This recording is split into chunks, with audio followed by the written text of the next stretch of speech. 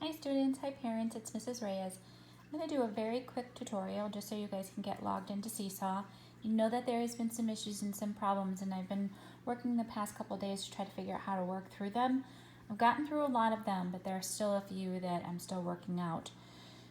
First thing is you should have gotten a email or a Class Dojo picture from me that looks like this.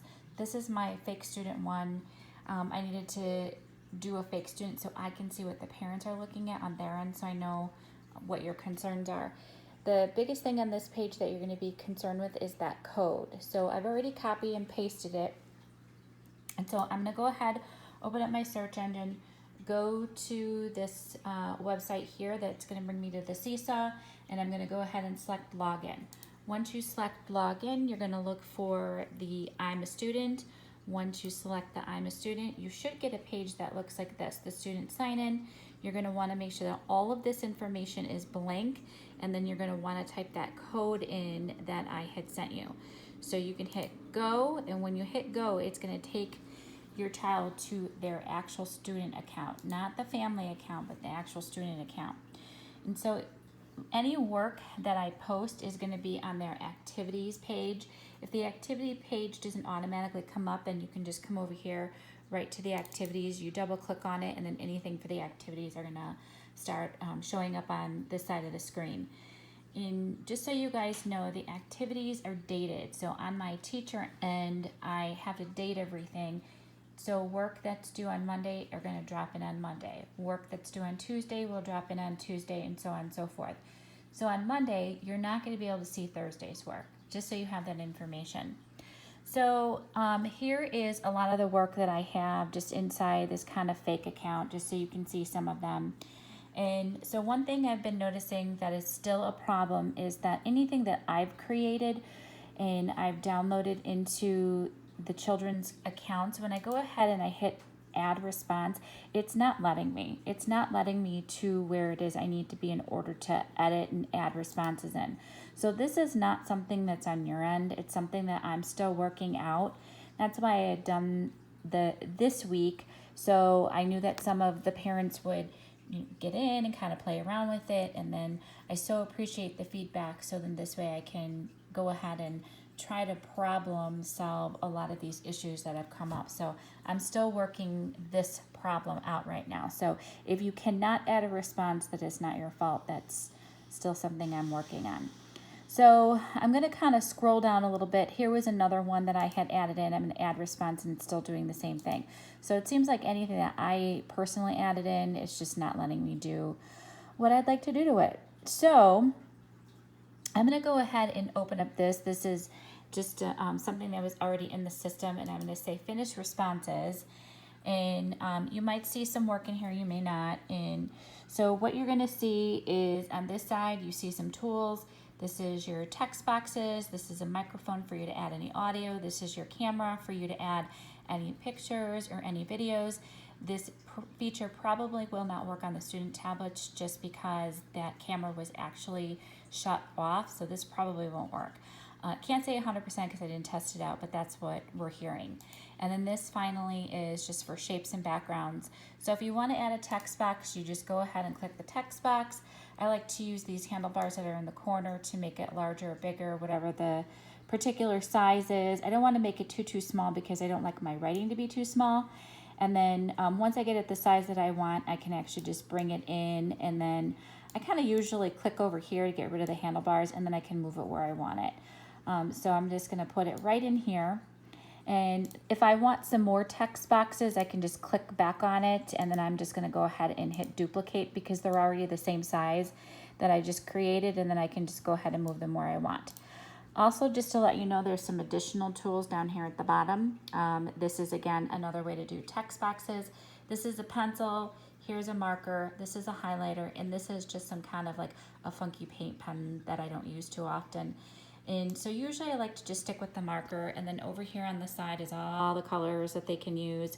So you just go ahead and choose a color. Doesn't really matter to me much. And then once they are using the marker, they can just go ahead and use their finger to write. So if I was going to go ahead and, this is just adding fractions together, you're noticing for this second problem, 2 plus 7 plus 4 plus 7, you notice the denominators are the same, so you just have to add the numerators. I know that 4 and 2 is 6, so my response is actually going to be 6 out of 7. So I can just go ahead and use my finger and type it in. I have to use my left hand. I actually cut my finger on my right. So, and then, you know, it looks like they're wanting me to shade some of these in. So I can just use my finger, go ahead, shade things in. And, you know, I don't care about the coloring. You know, I don't care if they choose to use their finger in order to go ahead and write responses in, or if they want to actually use the text boxes. The text boxes are clearer. And so the biggest thing is just to remember that we just want to make sure our responses are clear. So if they end up writing anywhere where they don't want to write, they can use the eraser, and it will just undo anything that they did that they don't want. And then I'm actually going to click back to my text box, and then this way I can have access to my text box again. And I'm just going to put my answer in up here. Again, my denominators are the same, 6 and 6, so I just have to add my numerator. So this is going to be 5 over 6. And then I can just type it in as 5 over 6.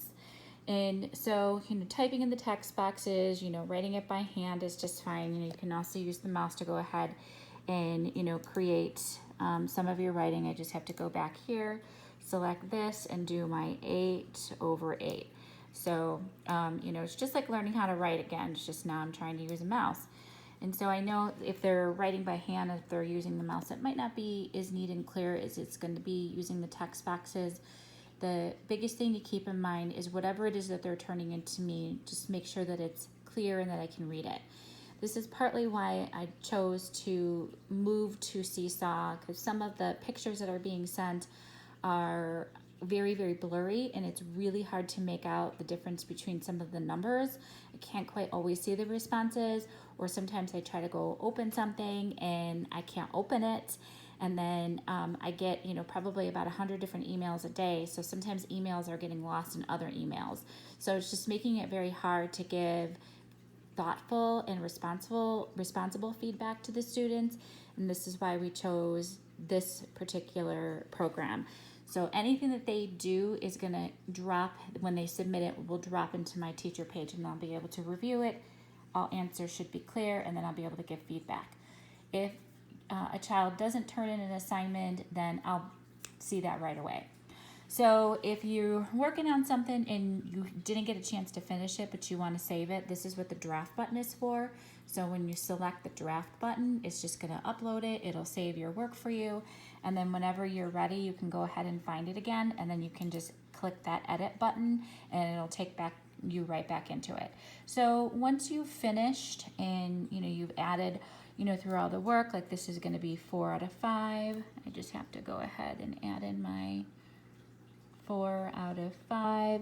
And then since I had done a text box, I'll go back into my text box. It looks like 3 out of 4. And just go ahead, kind of throw my other answers in there. And then I'm just like looking it over, just making sure that everything looks clear. If there's anything that I want to get rid of, I'm kind of moving the page a little bit. Just kind of move it back. I want to click on this, and then I'm going to erase that. Just to make sure that everything looks clear, everything's done. If I was a student, I would want to make sure that I filled in the boxes to make sure that I was visually representing my fractions.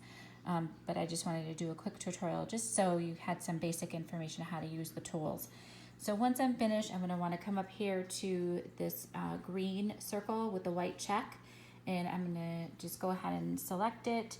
It's going to tell you it's uploading, and then it should disappear from the student activity page. And so now, since it's gone, I don't have to worry about it. It's been submitted for the day. It's in now my account as the teacher. I'll view it, and then I will send you a quick note back.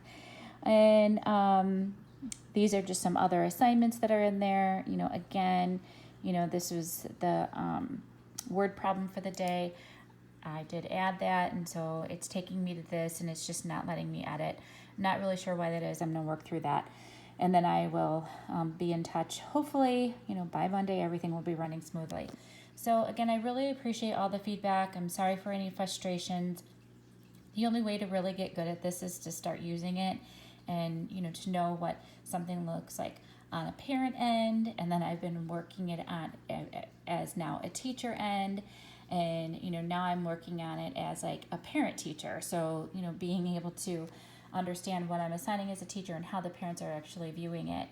And if you, for some reason, did not get your child's code, just reach out to me. I will get that to you. And the goal is to get everybody up and running, hopefully by Friday, over the weekend at the latest.